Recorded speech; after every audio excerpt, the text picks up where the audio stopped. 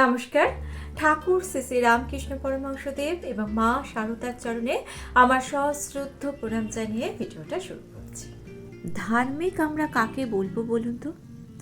ধার্মিক আমরা তাকেই বলবো যিনি নিজের ধর্মের পাশাপাশি অন্যের ধর্মকেও কিন্তু মর্যাদা দিতে জানেন।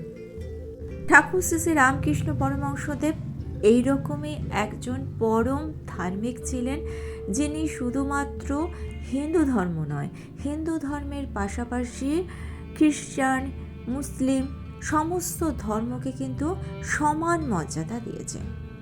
ঠাকুর তো মায়ের সঙ্গে কথা বলতেন, তো মায়ের সঙ্গে কথা বলতে বলতে ঠাকুর বলছেন, মা, সবাই বলছে আমার ঘড়ি ঠিক চলছে। খ্রিস্টান, ব্রহ্মজ্ঞানী, হিন্দু, মুসলমান সকলেই বলে আমার ধর্ম ঠিক, কিন্তু মা, কারোর ঘড়ি তো ঠিক চলছে না, তোমাকে ঠিক কে বুঝতে পারবে? ঠাকুর বলছেন, তবে ব্যাকুল হয়ে ডাকলে তোমার কৃপা হলে সব পথ দিয়ে তোমার কাছে পৌঁছানো যায়। মা, মা, খ্রিস্টানরা গির্জাতে তোমাকে কি করে ডাকে একবার দেখিও, কিন্তু মা, ভেতরে গেলে লোকে কি বলবে? যদি কিছু হাঙ্গামা হয়, আবার কালীঘরে যদি ঢুকতে না দেয়, তবে গির্জার দোরগড়া থেকে দেখিও। এই যে হিন্দু ধর্মের বিশেষত্ব, হিন্দু ধর্মের বিশেষত্বই কিন্তু এটা, হিন্দু ধর্ম কিন্তু অন্যের ধর্মকে সম্মান করতে জানে। আমরাও দেখবেন, আমরাও কিন্তু যীশুখ্রিস্টকেও সম্মান করি, আবার কোনো দরগার সামনে দিয়ে যখন যাই তখনও কিন্তু নিজের মতো করে সেখানে শ্রদ্ধা জ্ঞাপন করি। এটা হিন্দু ধর্মের বৈশিষ্ট্য।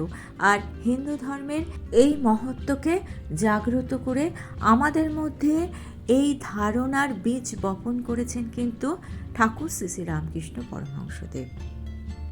ঠাকুর জাতি, ধর্ম, উচ্চ নীচ ভেদাভেদ কোনো কিছু রাখেননি, সকল মানুষকে কিন্তু তিনি সাদর আমন্ত্রণ জানিয়েছেন।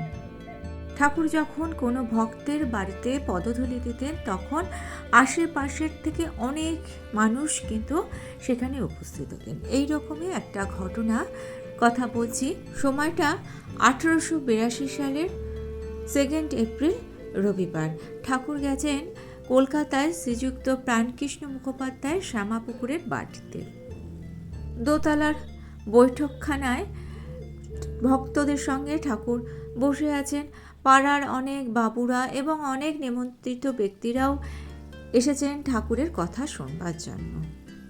ঠাকুর বলছেন, এই জগৎ হচ্ছে ঈশ্বরের ঐশ্বর্য, কিন্তু মানুষ ঐশ্বর্য দেখেই সব কিছু ভুলে যায়। যার ঐশ্বর্য অর্থাৎ ঈশ্বরকে কিন্তু মানুষ খোঁজে না, অর্থাৎ মানুষ কামিনী কাঞ্চন ভোগের মধ্যে নিজেকে লিপ্ত করে ফেলে, যার ফলে তার জীবনে দুঃখ আর অশান্তি নেমে আসে। ঈশ্বরের প্রতি ভক্তি ছাড়া সংসার জীবনে প্রবেশ করলে সংসারটা হয়ে যায় গোলকধাঁধা, আর সেই গোলকধাঁধায় মানুষ ঝলসে পোড়া হয়ে যায়। সেই জন্যই ঠাকুর বলছেন যে হাতে তেল মেখে কাঁঠাল ভাঙতে হয়, অর্থাৎ ভক্তিরূপ তেল হাতে মেখে সংসার রূপ কাঁঠাল ভাঙতে হয়, অর্থাৎ সংসার জীবনে প্রবেশ করতে হয়। ভক্তরা ঠাকুরকে জিজ্ঞাসা করছেন, তারা তো সংসার জীবনে প্রবেশ করেছেন, তাহারা গৃহস্থ মানুষ, তো এখন তাদের উপায় কি? ঠাকুর বলছেন, উপায় সাধুসঙ্গ আর প্রার্থনা। বৈদ্যের কাছে না গেলে রোগ ভালো হয় না, সাধুসঙ্গ একদিন করলে হয় না, সর্বদাই দরকার। রোগ লেগেই আছে, আবার বৈদ্যের কাছে না থাকলে নারী জ্ঞান হয় না, সঙ্গে সঙ্গে ঘুরতে হয়, তবে কোনটি কফের নারী কোনটি পিত্তের নারী বোঝা যায়। ভক্তরা ঠাকুরকে প্রশ্ন করেছিলেন, সাধুর সঙ্গে কী উপকার হয়? ঠাকুর উত্তর দিয়েছিলেন, ঈশ্বরে অনুরাগ হয়, তার উপর ভালোবাসা হয়, ব্যাকুলতা না এলে কিছুই হয় না। সাধুসঙ্গ করতে করতে ঈশ্বরের জন্য প্রাণ ব্যাকুল হয়। যেমন বাড়িতে কারোর অসুখ হলে সর্বদাই মন ব্যাকুল হয়ে থাকে, কিসে রোগী ভালো হয়। আবার কারোর যদি কর্ম যায়, সে ব্যক্তি যেমন অফিসে অফিসে ঘুরে বেড়ায়, ব্যাকুল হতে হবে সেই রকম। আরেকটি উপায়ের কথা ঠাকুর বলছেন, সেটা হলো ব্যাকুল হয়ে প্রার্থনা। তিনি যে আপনার লোক, তাকে বলতে হয়, তুমি কেমন, দেখা দাও, দেখা দিতেই হবে, তুমি আমাকে সৃষ্টি করেছো কেন? ঠাকুর বলছেন, শিখরা বলেছিল ঈশ্বর দয়াময়। আমি তাদের বলেছিলাম, দয়াময় কেন বলবো? তিনি আমাদের সৃষ্টি করেছেন যাতে আমাদের মঙ্গল হয়। তা যদি তিনি করেন, সে কি আর আশ্চর্য? মা বাপ ছেলেকে পালন করবে, সে আবার দয়া কি? সে তো করতেই হবে। তাই তাকে জোর করে প্রার্থনা করতে হয়। তিনি যে আপনার মা, আপনার বাপ। ছেলে যদি খাওয়া ত্যাগ করে, বাপ মা 3 বছর আগেই হিস্সা ফেলে দেয়।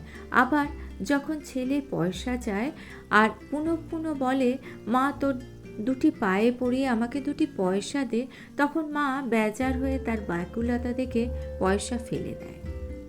ঈশ্বরকে নিজের করে ভাবতে হবে। ঈশ্বর হচ্ছেন আমাদের মা বাপের মতো। আমাদের বাবা মারা যেরকম সন্তান খাবে বলে আগে থেকে তার জন্য ব্যবস্থা করে রাখে, মানে আগে থেকে তার জন্য অর্থ উপার্জন করে রাখছে যে আমার সন্তানটি খাবে বলে, আবার সেই সন্তানই যখন মায়ের কাছে পয়সা চাইছে বারে বারে, মা তখন দিতে চাইছে না। যখন বায়না করছে তখন রাগ করে 2টো পয়সা দিয়ে দিচ্ছে। ঈশ্বরের সঙ্গেও আমাদের সম্পর্কটা এই রকমই তৈরি করতে হবে বা ভাবতে হবে, বা ঈশ্বরের সঙ্গে মনের যোগ সাধন করতে হবে। তবেই আমরা ঈশ্বরকে সুখে দুঃখে সব সময় অন্তরের মধ্যে উপলব্ধি করতে পারব। ভক্তরা ঠাকুরকে প্রশ্ন করেছিলেন, তাহলে পাপ করলে আমাদের কোনো দায়িত্ব নেই? শ্রী রামকৃষ্ণ উত্তর দিয়েছিলেন, ঈশ্বরের নিয়মে পাপ করলে তার ফল পেতে হয়। লঙ্কা খেলে তার ঝাল লাগবে না? কাম, ক্রোধ, লোভ এসব থেকে সাবধান হতে হয়। উদাহরণস্বরূপ ঠাকুর বলছেন, দেখো না, হনুমান ক্রোধ করে লঙ্কা দগ্ধ করেছিল। শেষে মনে পড়ল অশোক বনে সীতা আছেন, তখন ছটপট করতে লাগলো, পাছে সীতার কিছু হয়। ভক্তরা তখন তাকে জিজ্ঞাসা করছেন যে ঈশ্বর দুষ্টু লোক তৈরি করলেন কেন? শ্রী রামকৃষ্ণদেব বলছেন, তার ইচ্ছা, তার লীলা, তার মায়াতে বিদ্যাও আছে, অবিদ্যাও আছে, অন্ধকারেরও প্রয়োজন আছে। অন্ধকার থাকলে আলোর আরও মহিমা প্রকাশ হয়। কাম, ক্রোধ, লোভ খারাপ জিনিস বটে, তবে তিনি সেগুলো দিয়েছেন কেন? মহৎ লোক ত্যাগ করবেন বলে, অর্থাৎ মহৎ লোককে তিনি খুঁজে বার করবেন বলে। ইন্দ্রিয় জয় করলে মহৎ হয়। জিতেন্দ্রিয় কি না করতে পারে, ঈশ্বর লাভ পর্যন্ত তার কৃপায় করতে পারে। আবার অন্যদিকে দেখো, কাম থেকে তার সৃষ্টিলীলা চলছে। ঠাকুর বলছেন, দুষ্ট লোকেরও দরকার আছে। ঠাকুর বলছেন, একটা তালুকের প্রজারা বড়ই দুর্দান্ত হয়েছিল, তখন গোলক চৌধুরীকে পাঠিয়ে দেওয়া হলো। তার নামে প্রজারা কাঁপতে লাগলো। এত কঠোর শাসন, সবই দরকার। সীতা বললেন, রাম, অযোধ্যায় সব অট্টালিকা হতো তো বেশ হতো, অনেক বাড়ি দেখছি ভাঙা পুরানো। রাম বললেন, সীতা, সব বাড়ি সুন্দর থাকলে মিস্ত্রিরা কি করবে? ঈশ্বর সব রকম করেছেন, ভালো গাছ, বিষ গাছ, আবার আগাছাও করেছেন। জানোয়ারদের ভেতরেও ভালো মন্দ সব আছে, বাঘ, সিংহ, সাপ সব আছে। ভক্তরা প্রশ্ন করছেন, সংসারে থেকে কি ভগবানকে পাওয়া যায়? ঠাকুর বলছেন, অবশ্য পাওয়া যায়, তবে যা বললাম, সাধু সঙ্গ আর সর্বদা প্রার্থনা করতে হয়, তার কাছে কাটতে হয়। মনের ময়লাগুলো ধুয়ে গেলে তার দর্শন হয়।